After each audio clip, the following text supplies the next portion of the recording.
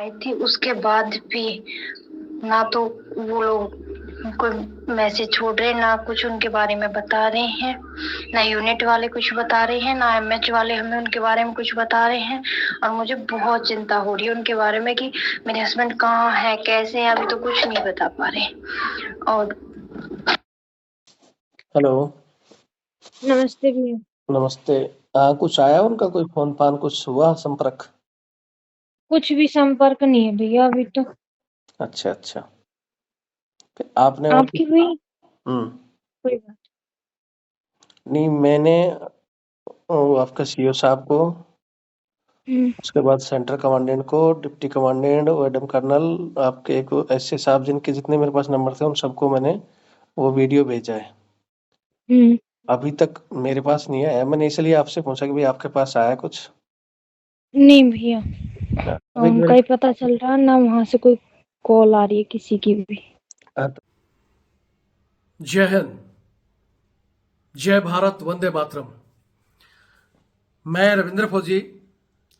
साथियों, सबसे पहले आपने ये छोटी सी जो रिकॉर्डिंग सुनी, ये नायक ओमवीर जो कि जाट रेजिमेंट का जवान है, उसकी वाइफ की रिकॉर्डिंग है, जिसमें ये कह रही हैं कि अभी तक इनकी यूनिट से या एमएच से किसी ने कोई जानकारी नहीं दी है कि इनके हस्बैंड कहाँ हैं, वो ठीक हैं या नहीं हैं। आज सबसे पहले तो बताता हूं आपको कि कल मैंने वीडियो डाला था, उसमें इनकी कल वो भी रिकॉर्डिंग मैंने सुनाई थी। जायन के एमएच के एक स्टाफ से बात होती तो कहते हैं कि हमें क्या पता कहाँ हैं, हम कहाँ से उनको ढूंढ कर लाएं। और जब इन्होंने कहा कि 1 महीने से आप ही के पास बंदा था, उनका क्या इलाज चल रहा था, तो आपने बताया क्यों नहीं? तो कहते हैं कि फैमिली को बताने की जिम्मेवारी हमारी नहीं है। तो कल उस विषय पर मैंने लंबा चौड़ा वीडियो बनाया था। उस वीडियो को मैंने इनके सीईओ साहब को, जो जिस रेजिमेंट का ये बंदा है, उनके सीईओ साहब को मैं भेज चुका हूं, इनके सेंटर कमांडेंट साहब को भेज चुका हूं, इनके डिप्टी कमांडेंट साहब, इनके एडम कर्नल, इनकी यूनिट के सीनियर जेसीओ, इस तरह जितने भी जाट रेजिमेंट के मेरे पास कॉन्टैक्ट थे, सबके पास मैंने वो वीडियो भेज दिया है। बहुत से बंदे हमारे लिखते हैं कि सर आप डायरेक्ट यूनिट का नाम बता दिया करो। मैंने हालांकि कल भी वीडियो में बताया था कि हम पहले वीडियो में इसलिए नाम नहीं बताते हैं। एक बार मेरे एक रिलेटिव हैं जो कि मेजर जनरल से रिटायर्ड हैं, उन्होंने एक बार मेरे को, हम कहीं किसी फंक्शन में बैठे थे, तो उन्होंने कहा था कि आप जो भी काम कर रहे हो, हालांकि पहले मैं आपका वीडियो देखता था तो मेरे को भी लगता था कि यार ये अपना रविंद्र है जो बदतमीजी से बोलता है, ये वो है, लेकिन धीरे धीरे जो आप काम कर रहे हो ठीक है, लेकिन मेरी एक सलाह मानना कि कभी भी किसी यूनिट का नाम डायरेक्ट नहीं लेना, क्योंकि उस यूनिट को खड़ा करने के लिए जवान, जेसीओ, यानी ओआर चाहे जेसीओ या अफसर, पता है कितने ही लोगों ने अपना खून पसीना बहाया है, तब उस यूनिट का झंडा बुलंद होता है, या उसके पूरी जो रेजिमेंट है उसका झंडा बुलंद होता है। तो आप मेरे कहने से उनका नाम आप मत लिया करो। आप एक बार डायरेक्ट उनके सीईओ साहब से, उनके कमांडर साहब से बात करो। तो यहां मैं आपको बता देता हूं कि मैं वो चीजें फॉलो कर चुका हूं। और इनके अलावा भी मैंने एक बार एक सिख रेजिमेंट का भी एक वीडियो डाला था, जिसमें मैंने उनकी रेजिमेंट का, उनके सीईओ का नाम लिया था।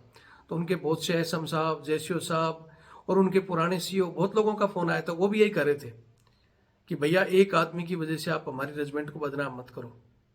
रेजिमेंट हमारा घर है, रेजिमेंट ने हमने खून से सींचा है। तो आज मैं उन सबको पूछना चाहता हूं, मैं उन सबके पास भेज चुका हूं, अगर रेजिमेंट आपका घर है, ये अधिकारी माई बाप होते हैं बहुत से हमारे, हालांकि चाहे उनको समझदार कहो, चाहे चमचे कहो, या हम सब भी मानते हैं कि सीईओ रेजिमेंट का माई बाप होता है, वो मालिक होता है। तो आज जो मालिक चुप क्यों है, उसका जवान मिसिंग है, भाई वो घर से 29 तारीख का निकला हुआ है, आज वो कहाँ है, किस हाल में है, जिंदा है या नहीं है, उसकी जिम्मेवारी नहीं है, क्यों चुप है?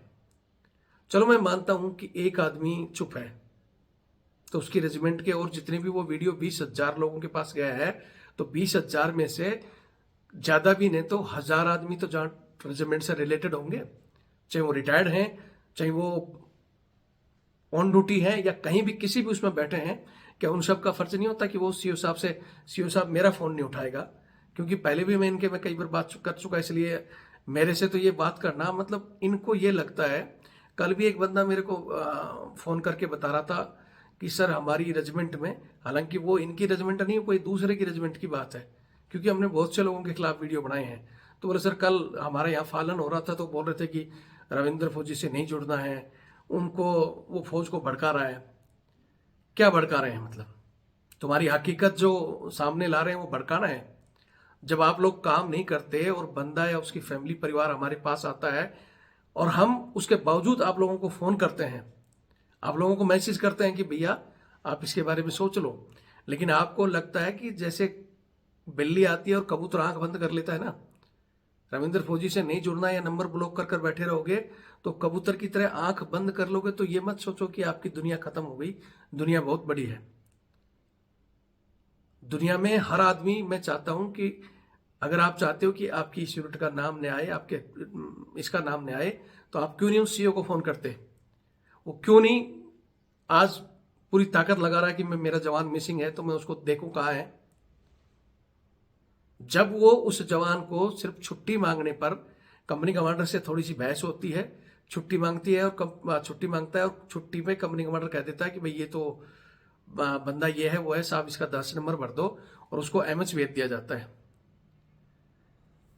एमएच में मैं कह रहा हूं कि ठीक है, एक ने कहा, दूसरे ने उसकी बात मान ली, तीसरे में एमएच के डॉक्टर साहब वो 1 महीने से लगातार उसको दवाइयां और इंजेक्शन दे रहे हैं।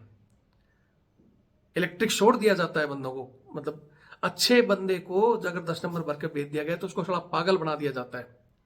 क्यों? ये कब तक हिंदुस्तान में हमारे जवान ये यातनाएं सहते रहेंगे?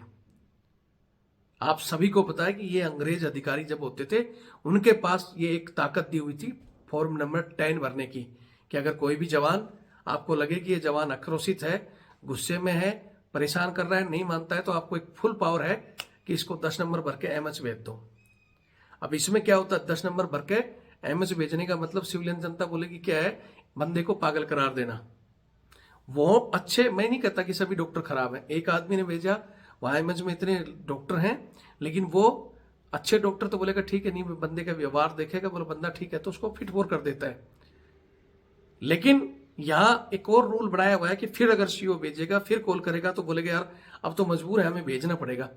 तो धिक्कार है तुम्हारी डॉक्टरी को, धिक्कार है वो मेडिकल कोर को जो अपना कर्म क्षेत्र को भूलकर किसी के सीईओ के ऊपर वो काम कर रही है। और अगर ये रूल है तो धिक्कार है हमारे देश की इन अधिकारियों को और इस सरकार को कि अंग्रेजों द्वारा बनाए हुए रूल जो 1857 में सैनिकों को दबाने के लिए बनाया गया था कि अगर कोई बोलता है सड़क को ठोको, मारो, कोड़े मारो, पागल कर दो, वो नियम आजाद होने के बाद आज भी हमारे अधिकारियों पर चल रहे हैं। ऐसी स्थिति में अगर बंदे को पागल करार दिया जा रहा है, उसको मारा पीटा जा रहा है, इलेक्ट्रिक शॉक दिए जा रहे हैं, और उसके परिवार को भी ना बताओ। जैसा कि कल रिकॉर्डिंग में आपने सुना होगा, ये तो आगे और सुना दूंगा कि मैडम वहां कॉल करती है कि भाई 1 महीने से कौन सा इलाज कर रहे हो, बोलते हैं हम आपको नहीं बताएंगे। फैमिली को बताने का कोई रूल नहीं है, क्योंकि रूल तो सीओ साहब के बाप की बपोती है, वो चाहेगा जो रूल होगा।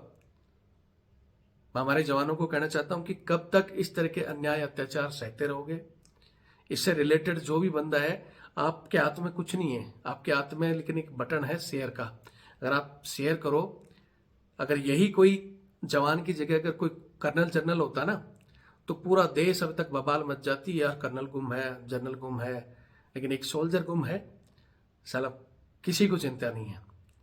वो भी किसी का माँ का लाल है, वो भी किसी बहन का भाई है, वो भी किसी पत्नी का पति है, जो आज बेचारी परेशान है कि मेरे पति कहाँ है, मुझे पता ही नहीं है।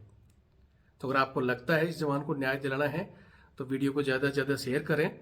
और इस सेना में चल रहे ब्रिटिश रूल, चाहे वो 10 नंबर फॉर्म भरना हो, चाहे जवानों से घरेलू काम कराना हो, जाओ भाई अफसर के घर में बूट पॉलिश करो, कुत्ता घुमाओ, उनके बच्चों बीवियों की सेवा करो। नहीं करोगे तो रूल 63 और डिसोबे पनिशमेंट, नहीं मानोगे फिर पनिशमेंट, छुट्टी मांगोगे इंजेक्शन लगा देना। ये कब तक चलेगा? इन सब के लिए ही मैंने ये चैनल बनाया है। मैं चाहता हूं कि चैनल से जुड़ें और इसकी संख्या और ताकत बढ़ाएं। ये लोग आपको कहते रहेंगे कि हमारे से जुड़ें, और फिर कहता हूं कि ऐसे लोगों को कोर्ट की हवा खिलाने के लिए या इनका इलाज करने के लिए हमें मजबूत अगर कोई करना चाहता है, हमारी टीम का हिस्सा बनना चाहता है, तो मेरा नंबर 8290354513 8290354513 ये मेरा कॉलिंग और व्हाट्सअप नंबर भी है, और यही नंबर मेरा फोन पे और पेटीएम से जुड़ा हुआ, और ये मेरा बारकोड। ये चीजें हम इसलिए देते हैं कि आप हमें मजबूत करोगे तो हम मजबूती से इनके खिलाफ लड़ सकते हैं। आप लिख तो देते हो जैन सर इलाज करो, सीओ का ये कर दो, सीओ और उस सिस्टम को सुधारने के लिए हमें भी तो मजबूत होना पड़ेगा, हमें भी तो लड़ने के लिए सपोर्ट चाहिए। तो सपोर्ट के लिए आपसे कहते हैं चैनल से जुड़ो, और इसमें मंथली आप महीने में 2 महीने में कि हम आपका सपोर्ट करेंगे। मैं फिर कहता हूं कि जितनी संख्या जुड़ी हुई है, जितने के पास वीडियो जाता है, उसमें से सिर्फ 1000 आदमी भी अगर रविंद्र फौजी की तरह लड़ना शुरू कर दें, या 1000 आदमी भी कंटिन्यू हमारा साथ दें, तो इस सिस्टम कब का खत्म हो सकता था। लेकिन सबको यही लगता है मैं तो आ गया, मैं अपनी दूसरी नौकरी कर रहा हूं, मेरे को क्या लेना, मैं तो अब कर क्या सकता हूं, मुझे क्या लेना है, मैं अपने बच्चे को भी नहीं भेजूंगा, ये सोचते हैं सभी लोग। याद रखना, आप आगे आपका बच्चा नहीं तो हो सकता कल आपका पोता जाएगा, आपके भाई का बच्चा जाएगा, यहाँ हमारे ही बच्चे जाएंगे जवान, किसान और मजदूर के सेना में, और इन अधिकारियों के और नेताओं के बच्चे अफसर लाइन में ही जाएंगे। उन जिंदगी भर इनकी गुलामी हमने की है, और इनके बच्चों की गुलामी हमारे बच्चे करेंगे अगर ये गुलामी की जंजीरें नहीं तोड़ी तो। इसलिए ये सोचकर बैठना कि हमें क्या लेना है, ये हमारी मूर्खता है। बस हमें तो डीए से मतलब है, एमएसपी और ओआरओपी से मतलब है, सीएसडी का सामान बढ़ जाए इससे मतलब है, उससे आप अपनी लाइफ सेटल कर सकते हो। लेकिन आगे आने वाले अपने बच्चों के भविष्य को उसी गुलामी में छोड़कर आप जब ऊपर जाओगे ना, भगवान को बोलोगे, वहां से देखोगे ना कहीं वहां से कि भाई क्या हो रहा है, बोले जी उधर बच्चा गया था फौज में और उसके साथ ये हुआ है। भगवान को याद करोगे, भगवान उनका भला कर, तो भगवान तुम्हें नहीं बोलेगा। जब तो तुम्हें सिर्फ ओआरओपी, एमएसपी और सीएसडी दिखाई देती थी, कभी तुमने इस अन्याय अत्याचार के खिलाफ आवाज उठाई? फिर कहते हो हमारा तो इकलौता बेटा था चला गया, मेरा भाई का था, मेरे चाचा का, मेरे गांव का था। तो उन सब के लिए आपकी भी जिम्मेवारी बनती है इस चैनल को मजबूत करने और हमारे साथ इस लड़ाई में भागीदारी के लिए। बाकी आज मैं फिर कह रहा हूं कि कल मैंने उन रेजिमेंट का नाम इसलिए नहीं दिया था कि मैं मेरा रूल फॉलो कर रहा हूं। मेजर जनरल साहब की बात मुझे आज भी याद है, और बहुत से साथियों की, कि रेजिमेंट को खड़ा करने के लिए उन्होंने खून पसीना बहा था। तो उनके खून पसीने की बूंद, जिसमें हमारी भी खून पसीने की बूंद मिली हुई है, उन चीजों को देखते हुए आज मैं फिर कहना चाहता हूं कि वो तो नहीं मान रहे, लेकिन जिनके पास है अपनी ताकत लगाकर उनको अवगत करा दो कि भैया अपनी कार्रवाई कर लो, वरना फिर मैं मजबूरी में फिर उनका नाम भी लूंगा, यूनिट भी बताऊंगा। फिर कमेंट्स मत लिखना कि आपने हमारी रेजिमेंट का नाम ले दिया, ये कर दिया।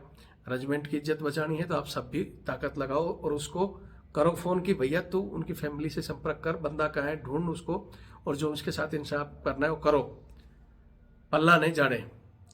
बाकी वीडियो देखें और शेयर करें। जय हिंद, जय भारत, वंदे मातरम।